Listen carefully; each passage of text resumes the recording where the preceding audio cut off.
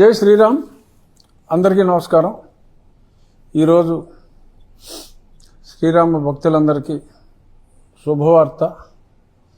ఇంకొందరికి మన రాముణ్ణి మనల్ని ద్వేషించే వారికి కఠోర వార్త. అదేమిటంటే మరి జడ శ్రావణ్ కుమార్ అనే ఒక మాజీ మెజిస్ట్రేట్ లాయర్గా అవతారం ఎత్తిన తర్వాత చాలా దిక్కుమాలిన కేసులు వేస్తున్నాడు. మనల్ని అయితే పీడించు తింటున్నాడు. సరే, ఈరోజు ఆయన వేసిన ఒక పిల్ ఈ నెల 15వ తారీఖు ఆయన ఒక రిట్ వేయటం జరిగింది. ఆ రోజు నేను కూడా నా ఆర్గ్యుమెంట్స్ కూడా వినిపించడం జరిగింది. ఆయన ఎన్ని అబద్ధాలు చెప్పినా కోర్టులో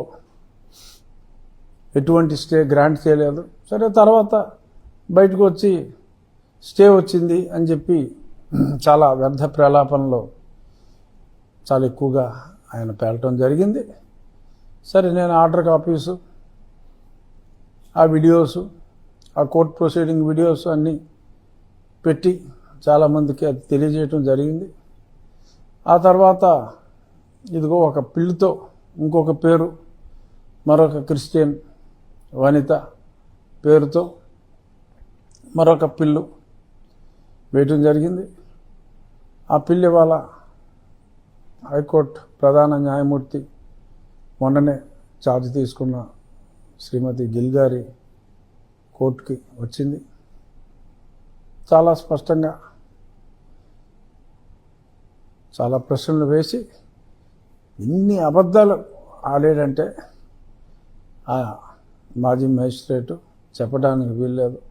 అనుమతులన్నీ తీసుకుని మనం అక్కడ మరి ఆ శిథిలావస్థలో ఉన్న ఆ ప్రాంగణాన్ని శుభ్రం చేసిన తర్వాత ఎటువంటి అనుమతులు లేకుండా ఇవన్నీ చేశారు అని చెప్పి అసలు ఒక న్యాయవాదిగా ఉండి అన్ని అబద్ధాలు ఆడటం అనేది అది ఒక్క జడకే సాధ్యమేమో.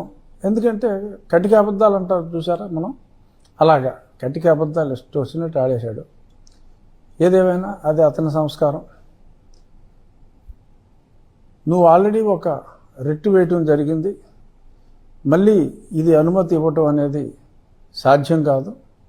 అందుచేత డిస్మిస్ అని పేర్కోవటం జరిగింది. యువర్ లార్డ్షిప్ డిస్మిస్ కాదు, డిస్పోజ్ అని చెప్పి అనండి అని చెప్పి ఆయన బ్రతిమాలుకోవడం జరిగింది. బహుశా మరి డిస్మిస్ అంటారా, డిస్పోజ్ అని అంటారా, ఏదైనా ఒకటే.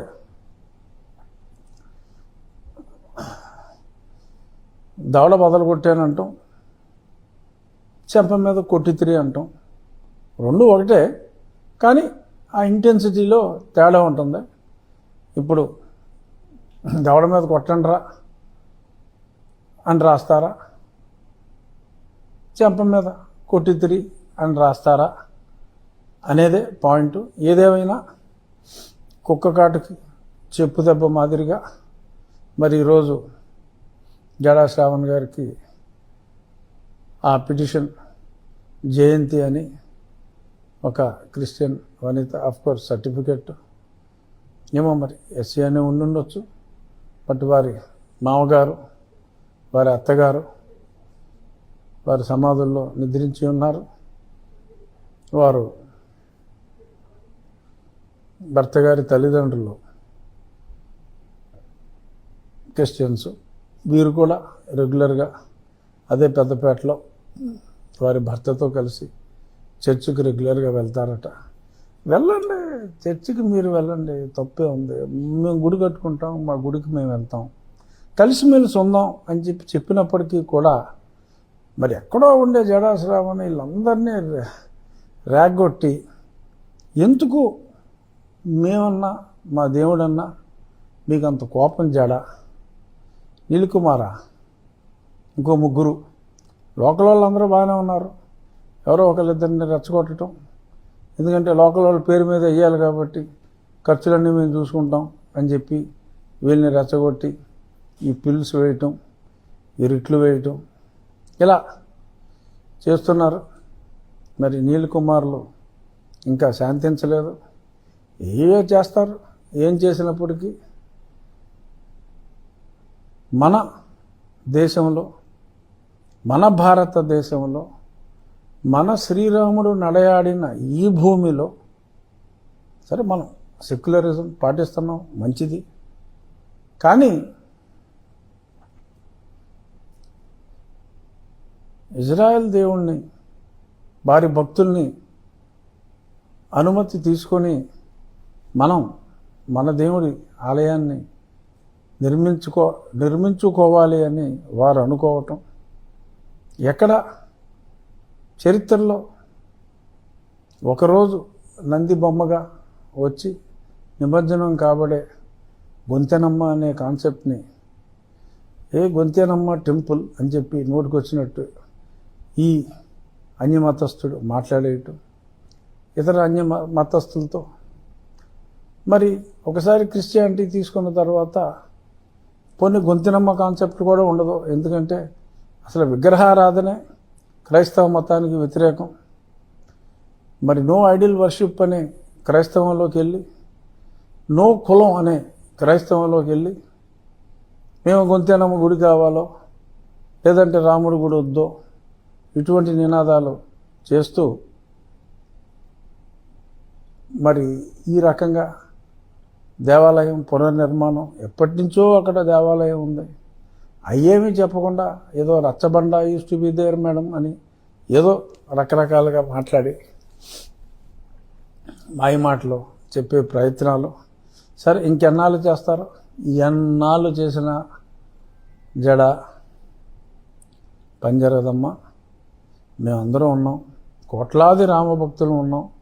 కోట్లాది దేశంలో కోట్లాది రామభక్తులు ఉన్నాం అన్న పదాన్ని మరల మరల మరల మరల అండర్లైన్ చేసి చెప్తూ ఎప్పటికైనా ఒకరోజు ఆలస్యమైన విజయం శ్రీరాముని భక్తులకే ఉంటుంది.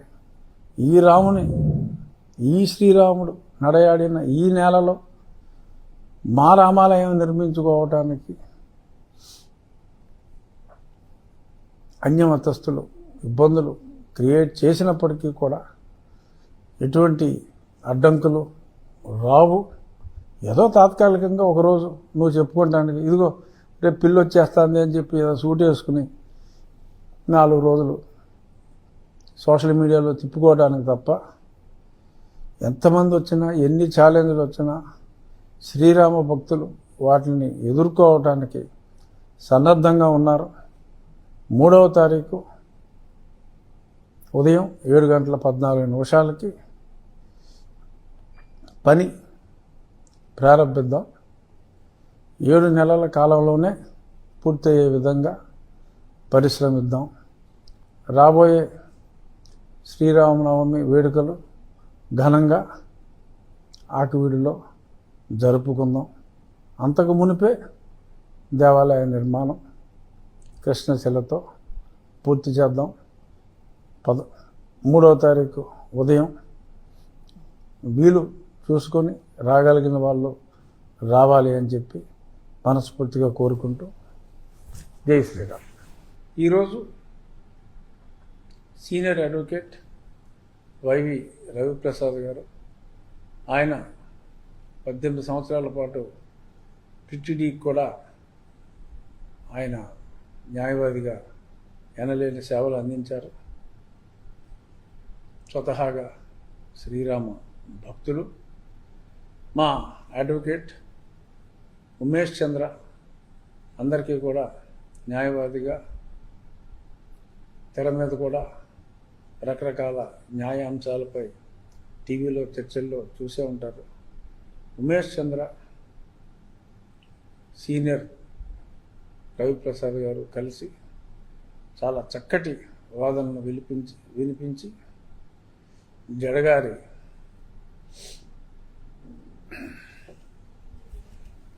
ముగించారు. సో సీనియర్ రవిప్రసాద్ గారికి సోదరుడు ఉమేష్ చంద్రకి శ్రీరాముని భక్తుల తరపున హృదయపూర్వక ధన్యవాదాలు తెలియజేస్తాను.